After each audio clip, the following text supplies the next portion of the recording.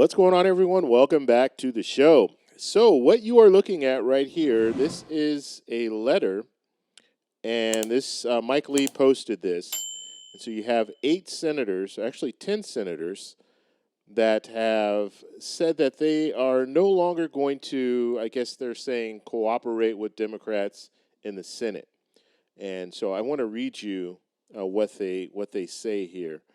And it says, the White House has made a mockery of the rule of law and fundamentally altered our politics in un-American ways. As a Senate Republican conference, we are unwilling to aid and abet this White House in its project to tear this country apart. To that end, we will not allow any increase to non-security related funding for this administration or any appropriations bills which funds partisan lawfare. Number 2, vote to confirm this administration's political and judicial appointees. And number 3, allow expedited consideration and passage of Democrat legislation or authorities that are not directly relevant to the safety of the American people. And so we have here, actually they just added 2 more, because the letter that I'm actually reading, and it's not on the same page, but the letter that I'm reading, there's only 8. So they've added 2 more, and let's read who's on here. So we have Senator Mike Lee. We have J.D. Vance. We have Tuberville. We have Eric Schmidt. We have Senator Blackburn, Senator Scott, Rick Scott, Senator Marshall, Senator Rubio, Senator Hawley, and Senator Johnson. So those are the 10 senators right now, Republican senators, that say they're not going to work with Democrats. And so what does this mean? There's legislation that they can be passing right now. I can think of legislation like Social Security reform. We talk a lot about that. So they're not even going to look at anything. And the reason why they're not going to look at anything is because of the conviction. A conviction that happened in a state court with 12 jurors saying that former President Trump is guilty of a crime. That's why they're not going to work with Democrats. And so I want you to think about something. By them not cooperating with Democrats to move forward with legislation, who does that hurt? Who does it really hurt?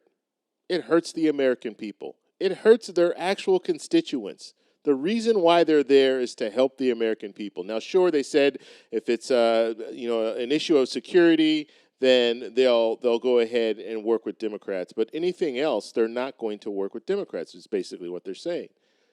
They're not going to increase funding. So increase funding for the Social Security Administration. So you don't have to call and wait on the phone for 35 minutes. They're not going to help when it comes to that. So the services that the federal government provides, they're not going to increase the funding of those services to hurt the American people because of a conviction.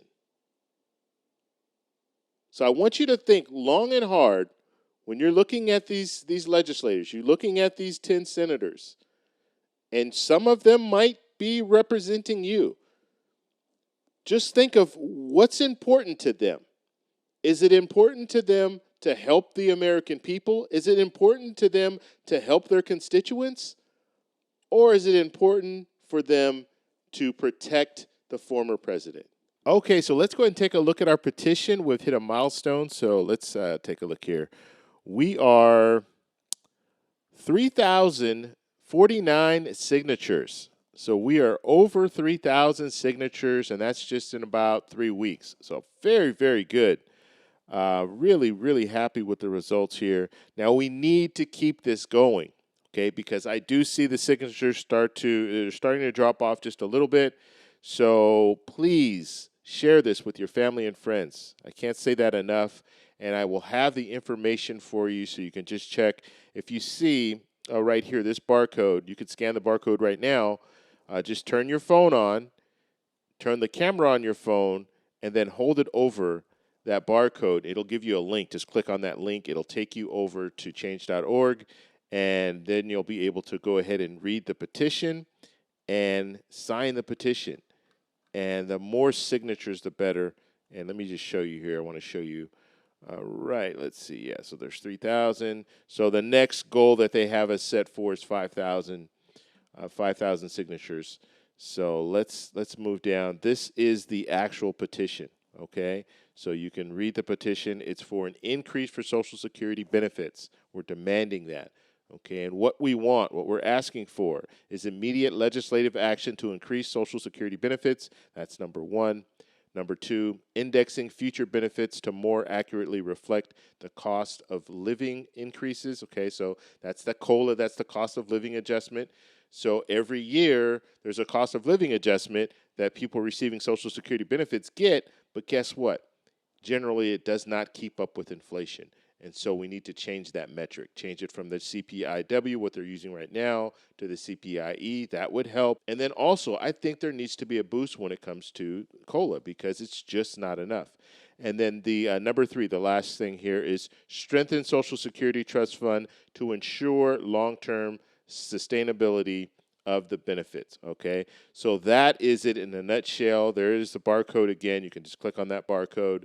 I'll also have in the comment section, it'll be pinned at the very top. There'll be a link. Just click on that link. It'll take you over to change.org, and you can read the petition and then sign the petition. But as I stated, please get this out to your family and friends, even if they're not receiving Social Security benefits, especially if they're not receiving Social Security benefits.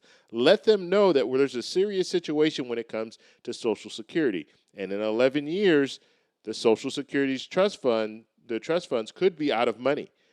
And if they're out of money, that's going to be an automatic 23% cut across the board. So make sure you get the word out. Please get the word out, and hopefully we can get these signatures up to at least 10,000 or more. That would be really, really good. And then I'm going to start sending out these letters to the former president, to President Biden, as well as Congress people, letting them know that there's support for an increase for Social Security benefits. If you guys have any questions, let me know down below. If you like this video, please give me a thumbs up.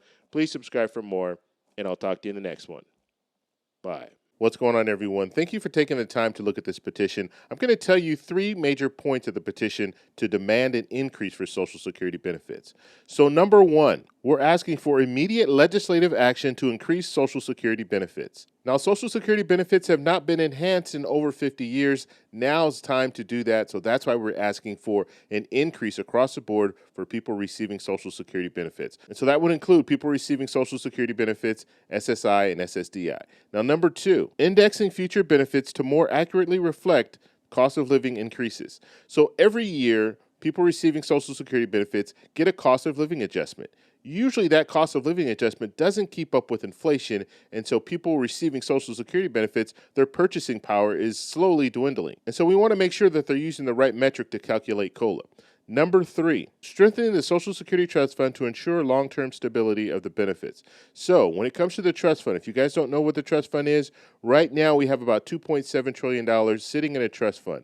That money is slowly being depleted because the payroll contribution that people are paying in right now, they're paying 6.2%, their employer is matching 6.2%. So when you're working, you're contributing that. That money is going to the Social Security Administration and paying out benefits. However, there's a shortfall. There's not enough money coming in through the payroll contribution, and so they're taking from this trust fund. And so if we continue at the same pace, in about 11 years, so 2035, the trust fund will be depleted. If the trust fund's depleted, we're going to see across-the-board cut of about 23%. And so that's why they need to address this by reforming Social Security. So these are the demands that we're asking for. Please take a look at the whole petition, sign the petition, so we can move forward with an increase for Social Security benefits. Thank you.